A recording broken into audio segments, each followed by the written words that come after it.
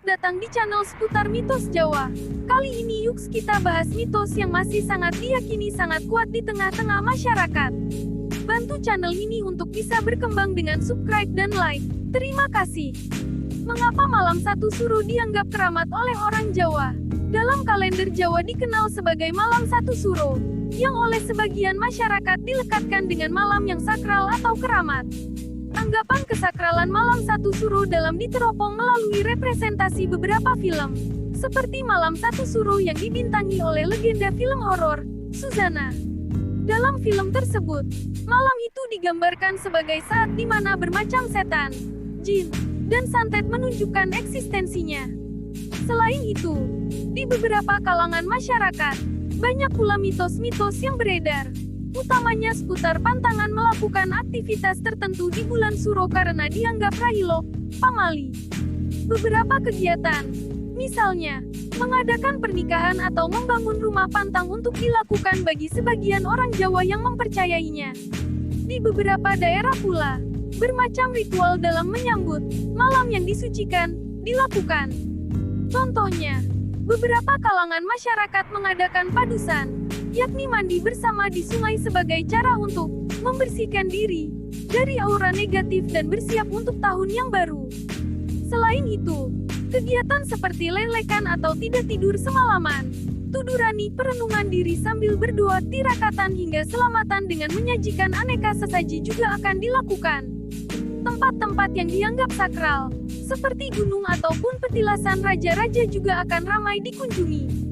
Terlepas dari tujuan ritual atau anggapan suci maupun angker dari malam satu suro, kegiatan-kegiatan itu memiliki makna spiritual dan merepresentasikan secara jelas soal sakralnya malam tersebut.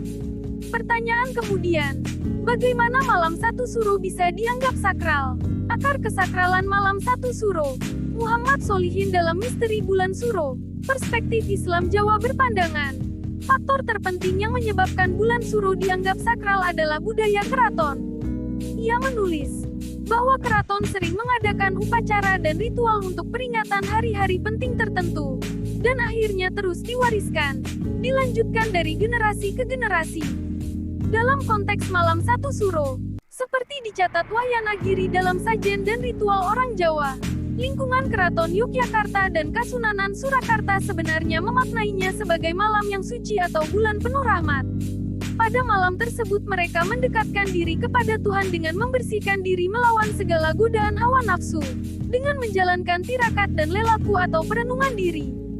Salah satunya, selamatan khusus selama 1 minggu berturut-turut dan tidak boleh berhenti.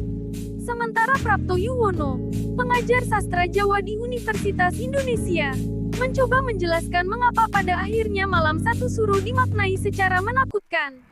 Menurutnya, ini adalah imbas dari politik kebudayaan dari Sultan Agung dari Kerajaan Mataram.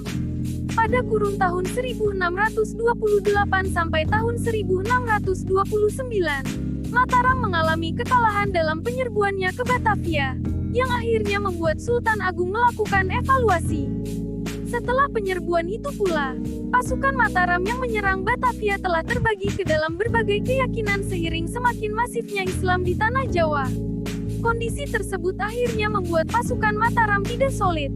Kemudian, untuk merangkul semua golongan yang terbelah, Sultan Agung menciptakan kalender Jawa Islam dengan pembauran kalender Saka dari Hindu dan kalender Hijriyah dari Islam.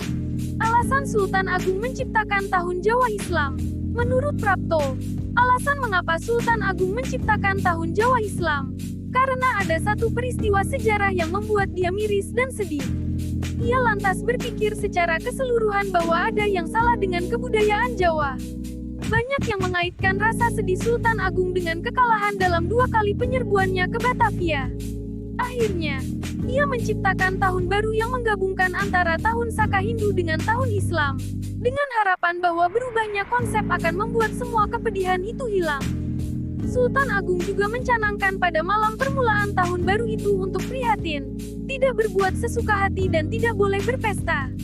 Masyarakat harus menyepi, tapa, dan memohon kepada Tuhan.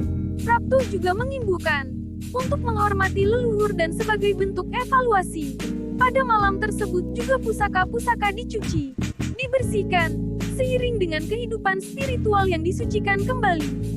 Dari sinilah, menurut pengajar sejarah Jawa UI itu, yang membuat orang Jawa meyakini bahwa malam satu suro itu menjadi malam yang sangat sakral. Dan di situ pula, pertemuan antara dunia manusia dengan dunia gaib, karena pusaka-pusaka dicuci, didoakan, diselamatkan kembali.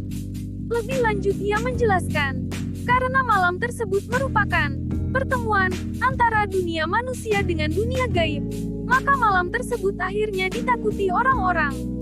Bagi sebagian orang, ketakutan itu adalah berupa sanksi-sanksi gaib jika tidak berbuat kebaikan. Sementara bagi sebagian lain justru kehadiran dunia gaib inilah yang ditakuti. Kepercayaan inilah yang kerap diangkat ke layar lebar dengan menghadirkan kisah-kisah menyeramkan. Tradisi-tradisi itu pun terus berlanjut, dan kesakralan malam satu suro terus diproduksi melalui mitos-mitos, tuturan cerita mulut ke mulut, bahkan tak jarang layar kaca juga menyuburkannya.